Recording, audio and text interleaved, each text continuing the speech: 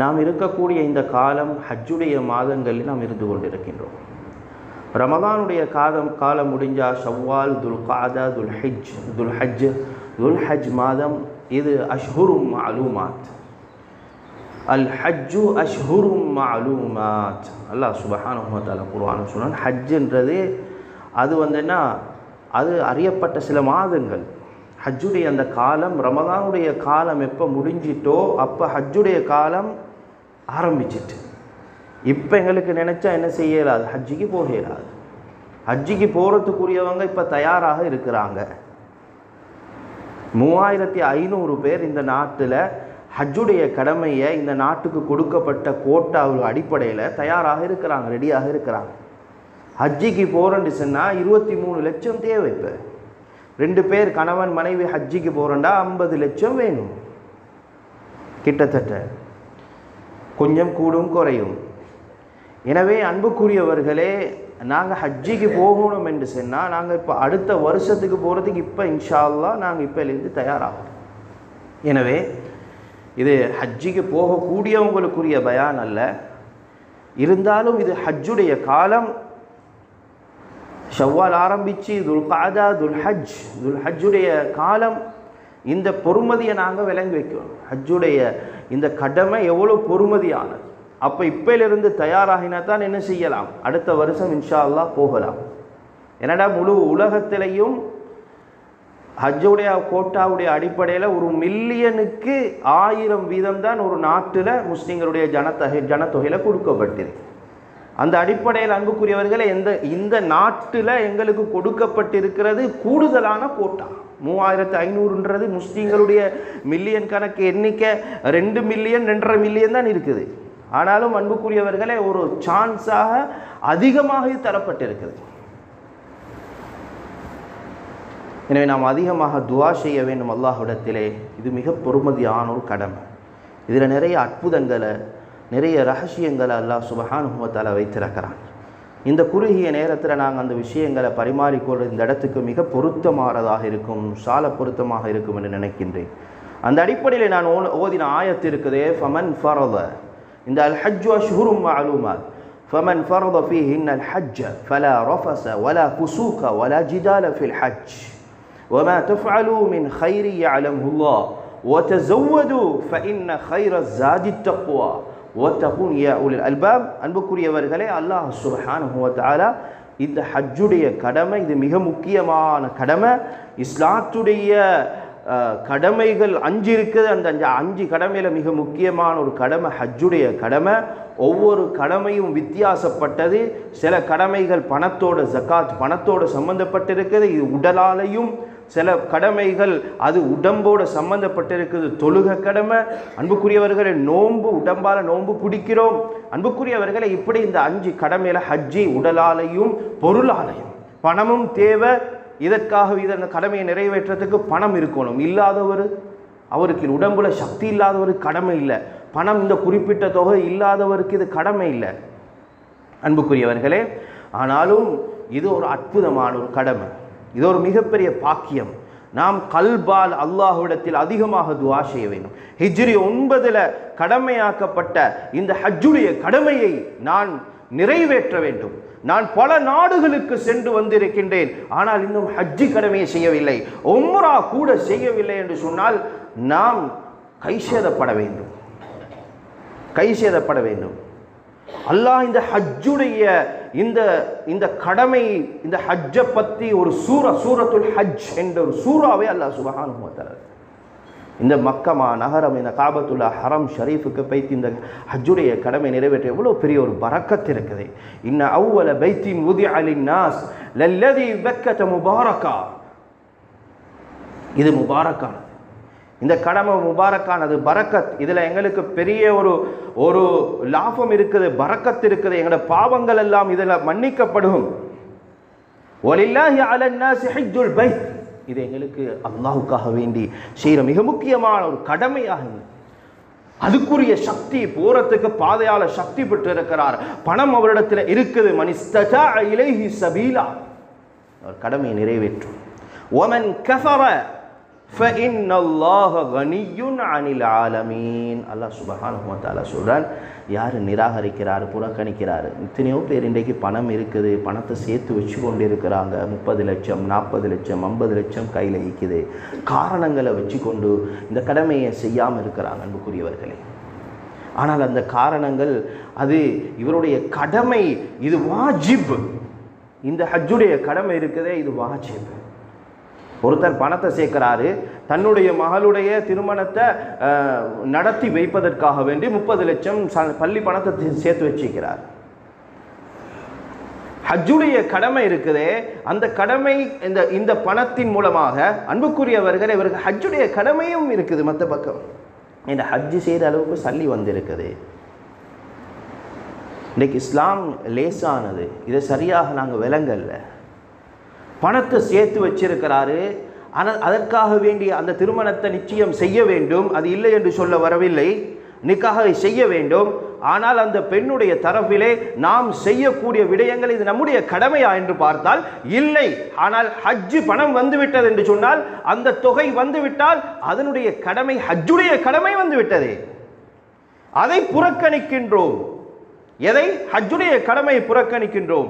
இதை செய்வதற்கு முயற்சி செய்கின்றோம். செய்யக்கூடாது என்று சொல்ல வரவில்லை. இஸ்லாம் லேசானது. இஸ்லாம் நிக்காஹுடைய விஷயத்தை அழகாக சொல்லி தந்திருக்குது. பெண்ணுடைய தரப்பில் எதுவுமே கட்டாயம் இல்லை.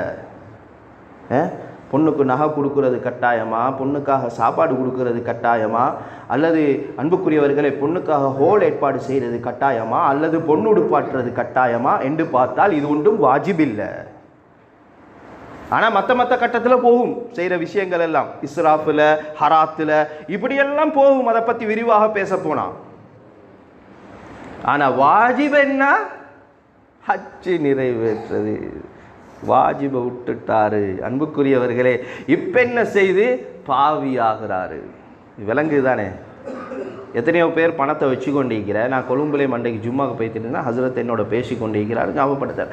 எத்தனையோ பேர் என்ன செய்கிறாங்கன்னு சொன்னால், அந்த பணத்தை வச்சு கொண்டு இருக்கிறது, அதை ரோல் பண்ணுறது, வீட்டை வாங்குறது, சல்லியை வச்சு கொண்டிருக்கிறது, வீட்டை விற்கிறது, சல்லியை வச்சு கொண்டிருக்கிறது, வாகனத்தை வாங்குறது, ப்ராப்பர்ட்டியை வாங்குறது வச்சு இவருக்கு இவர் காலம் போய்ட்டு கொண்டே இருக்குது. இந்த கடமை இருக்குன்னு அந்த உணர்வே இல்லை அவருக்கு.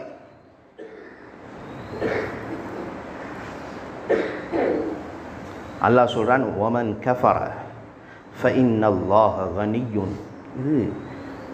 இதுக்கு தகுதி இருந்தும், இதுக்குரிய தகுதியில் நாங்கள் இருந்தும், அது எங்கட கல்போட சம்மந்தப்பட்ட விஷயம்.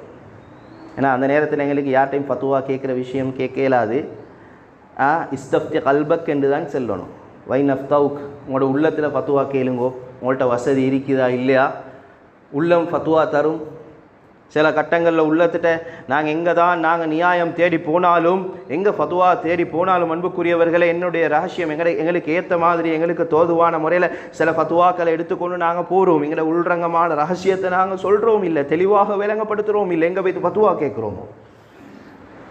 ஆனால் இஸ்தப்த கல்பக்கன் ஒன்று இருக்குதே, உள்ளத்தோட ஃபத்துவா கேட்டோம் என்றா அன்புக்குரியவர்களே அந்த கடமை எனக்கு கடமை தான் என்று உள்ளம் எங்களுக்கு பதில் சொல்லுமா இல்லையா?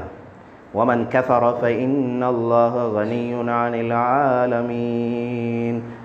ஹஜ்ஜிர கடமையை சொல்லிட்டு கடைசிக்கு அல்லாஹ் என்ன சொல்கிறான், நீங்கள் இதை புறக்கணிச்சுட்டு இருக்கிறீங்க, நிராகரிக்கிறீங்கன்னு சொன்னால், இதை செய்யாமல் காலத்தை ஓட்டுறீங்கண்டா, فَإِنَّ اللَّهَ غَنِيٌّ عَنِ الْعَالَمِينَ. உங்களோட உலகத்தில் யார்கிட்டையும் எந்த தேவையும் அல்லாஹுக்கு இல்லை. ஆனால் நீங்கள் என்ன செஞ்சிட்டீங்க? கஃபர, காஃபிராக ஆகிட்டீங்க. அதுதானே ஒமன் கஃபராண்டா. இஸ்லாத்துடைய கடமைகள் ஒரு கடமையை புறக்கணிச்சா என்ன நடக்கும்? அப்போ அந்த இடத்துக்கு நாங்கள் போய்த்திருக்கிறதே நாங்கள் உணராமல் இருக்கிறோம். ஆனால் உண்மையில் நான் நியாயத்தை பேசுவாரேன். அந்த காலம் மாதிரியில் இந்த காலம், முந்தி காலம் 75,000 80,000 1,00,000 இருந்தால் ஹஜ்ஜி போய்த்தாச்சு. ஆனால் இப்போ அப்படி போயலுமா ஹசரத்? இப்போ உள்ள தொகையை பாருங்கள், எவ்வளோ பெரிய ஒரு அமௌண்ட். ஆனால் அமௌண்ட்டுக்குள்ளே வேலையெல்லாம் நடந்துட்டு தானே இருக்குது. ஹஜ்ஜி மட்டும்தானே பின்னுக்காகுது. அன்புக்குரியவர்களே, இதில் நாங்கள் கவனம் செலுத்தணும். நான் ஆரம்பத்தில் சொன்ன மாதிரி, இப்போ நான் மனைவியை கூட்டிகிட்டு ஹஜ்ஜிக்கு போகிறோன்னா 50 லட்சம் தேவை. மனைவியை கூட்டிகிட்டு ஹஜ்ஜிக்கு போகிறேன்டா 50 லட்சம் தேவை. இப்போ நேற்று மூணாத்து கூட எங்களோட ஒய்ஃப்ட்ட சொல்லியிருந்தாங்க, ஒரு பெண்மணி ஹஜ்ஜிக்கு போகிறதுக்கு கேட்குறாங்க. அவங்க சொன்னாங்க 23 லட்சம் ஒத்தருக்கு. உண்மையிலே கஷ்டம்தான், பெரிய ஒரு தொகை. இதுக்கு உண்மையிலே வசதி உள்ளவங்களுக்கு தான் ஏழும். ஆனால் நாங்கள் அந்த விஷயத்தில் நாங்கள் உள்ளத்தோடு ஃபத்வா கேட்டோம். சரி, இது கட்டாய கடமை. இதுக்கு அல்லாஹ் சுப்ஹானஹு வ தஆலா மிகப்பெரிய வெகுமதிகளை தாரான். பின்னால் நான் சொல்லக்கூடிய விஷயங்களை நாங்கள் உள்வாங்கக்கூடிய நேரத்தில் எங்களுக்கு இது செமிக்கும். இப்போ கொஞ்சம் என்னமோ ஹஸ்ரத் சொல்லி கொண்டு போகிறான்ற மாதிரி விளங்கும். ஹதீஸில் ஸல்லல்லாஹு அலைஹி வஸல்லம் சொன்னாங்க, மன் ஹஜ்ஜ ஃபலம் யர்ஃபுஸ் வலம் யஃப்சுக் ரஜஅ மின் துனூபிஹி கயௌமி வலதத்ஹு உம்முஹு. இப்போ ஹஜ்ஜிக்கு போகிறார் ஒருத்தர், என்ன அவர் அங்கே போயிட்டு சரியான முறையில் சொல்லப்படக்கூடிய முறையை பேணி அங்கே என்ன செய்கிறாரு, ஆபாசமான விஷயங்கள், அசிங்கமான கெட்ட பேச்சுவார்த்தைகள், செயற்பாடுகள் இவைகளிலிருந்து தவிர்ந்து இவர் என்ன செய்கிறாரு, ஹஜ்ஜை சரியாக கடமையை நிறைவேற்றிட்டு வாராரு. ரஜஅ மின் துனூபிஹி கயௌமி வலதத்ஹு உம்முஹு. அவர் அங்கிருந்து அந்த ஹரத்திலிருந்து வார நேரத்தில் தண்ட உம்மா, அண்டைக்கு பெத்தெடுத்த புள்ள, எவ்வளோ அன்புக்குரியவர்கள், எந்த பாவமும் இல்லாமல் அன்று பிறந்த பாலகன் என்று சொல்கிறோமே, அன்று பிறந்த பாலகனை பூரா வாராரு. புகாரி முஸ்லிமுடைய ரிவாயத்தில் பதிவு செய்யப்பட்டது. அப்போ ஹரத்தில் அவர் ஹஜ்ஜை முடிச்சுட்டு வெளியாகிற நேரம், உம்மட வயிற்றிலிருந்து வெளியாகிற நேரமும் ரெண்டும் என்ன செய்து நேர்படுகிறது. உம்மட வயிற்றிலிருந்து வாரக்கூடிய பிறந்து வார நேரம் எப்படி வந்தாரோ அதை போல அல்லாஹ் அவருடைய பாவங்களை எல்லாம் மன்னிக்கிறான். எவ்வளோ ஒரு பெரிய பாக்கியம் அன்புக்குரியவர்களே. இதன் பாவங்கள் என்ன செய்யப்படுகிறது, மன்னிக்கப்படுகிறது. பாவங்கள் மன்னிக்கப்படுது. இப்போ நாங்கள் பாவத்தை நினச்சி கவலைப்பட்டு இருப்போம். என்ற பாவம் எவ்வளோ காலம் நான் வாழ்ந்துட்டேன், இன்னின்ன பாவங்கள் எல்லாம் நான் செஞ்சிருக்கிறேன். சில பாவங்கள் தௌபா செய்யணும், அந்தந்த இடத்துல போய் அதுக்குரிய தௌபாவை நாங்கள் செஞ்சே ஆகணும்.